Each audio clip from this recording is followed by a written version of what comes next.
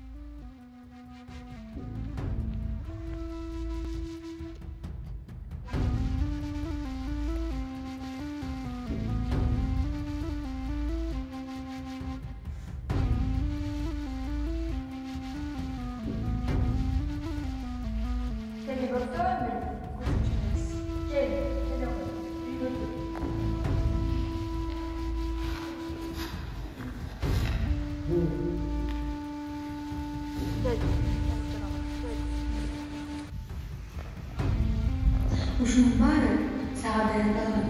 Бул азыктын баары көңүлсүз, шашпай атып же.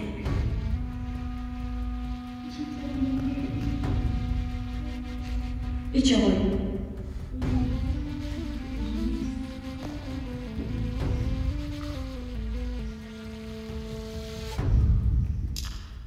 Ушунча эле жедимби? Камал айтылып турган сөздүн четине коюп калбадым. Мен Манастын жубайы Анакей болом. Ал эми булар Айкөл Манас, анын кырганы Алмамбет жана акырман кеңешчиси Бакай бабам. Мындан ары мындан муңгаланып келген сөздү таң азалап айтасың.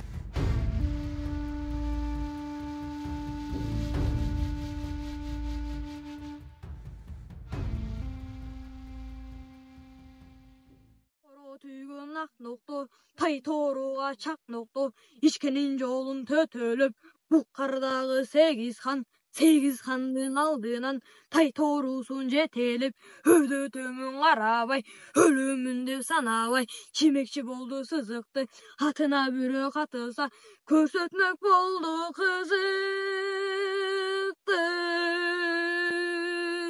Hasta sürüp savılıp, yine kelip жалынып, çoğunluğu todoy karıyam, kadırman kırgız elimi. Birgen bizde hayran ayıncalıktır. Oşun süzüp tuttan turalbay, bir aylanı kılalbay, buluttan sen çeçalbay, atanın dünyaya göz aylanı geçalbay, oşundu canağı, korup жүрген biz, ata-babamın arvaktı, tak oşundu beregi, bekem kızgıp salayın, hayran ayıncalıktır, zeyin kılıp balayın, de oşundun oylunun, çavarmanın çaptırıp, tak oşundu canağı, tegelikten geçekte, oşundu jakıpka, kide karagan, karosunda jaragan, ошондо жанагы тууган болуп келгенден үйдү тиксең отолош, түйүргө жотолош, кадимкидей туугандан арба салса будандан, ошондо жанагы элди жыйып алмакка, ошондо айтырды, чабарганын чаптырды, чаптырбаса нетиптир, айран жарыктыр, 30 күндүн өзүндө эл жыйылып келсин деп, жыйынымды көрсүн деп, ошондо жанагы ары барса 40 күндө элдин баары толсун деп, ошо кезде жанагы элдин баары момундай байрактын үйүндө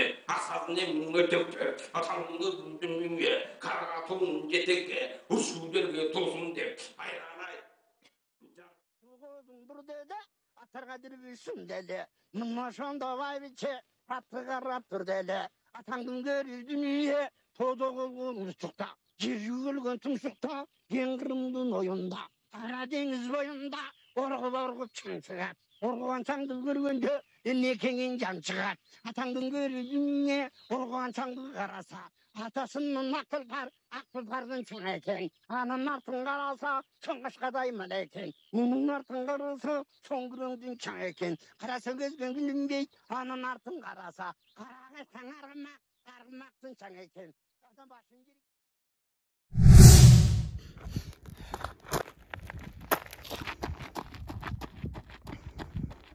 Залкар Манасчы Саякбай Каралаевдин бала чагы Көл өрөөнүндө өткөн. Ага чоң энеси Дакиш жомок айтып, элдик ырларды ырдап тарбия берген. Түшүнө Манас 2 жолу кирген. Биринчисинде Каныкей, Бакай жана Айкөлдүн өзүнө, чоролоруна жоолугуп, алардын колунан гүлазы кооз тиет. Кийин Алмамбет түшүндө аян берип, Манас айта баштаган. 1917 жылы Кызыл аскер менен бирдикте Сибирде, Бухарада мекенди коргогон. 1924 жылы ал белгилүү манасчы Чойке Өмүр уулу менен жоолугуп, айтуучулук өнөрүн өркүндөткөн.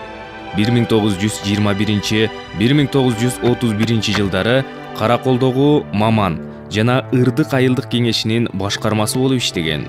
1930 жылы Саякбай Каралаевди Кыргыз АССРнин эл агартуу комиссариатынын Тил жана Адабият институтуна иштөө үчүн чакырышкан. Анын айтуусу боюнча Манас эпосун жазып алышкан. 1936 жылы ал Кыргыз мамлекеттик филармониясына манасчы катары кабыл алынган. Каралаевдин толук варианты боюнча Манас эпосун жазуу иши 1935 жылдан башталып, 1937 жылы Үчилтиктин 1 бөлүгү, кийин Семетей, Сейтек жазылып алынган. Генендин, Алым Сарыктын жана Кулан Сарыктын окуялары эпостун уландысы болгон. Манас эпосунун бул вариантынын жалпы көлөмү 5553 ыр саптарын түзгөн.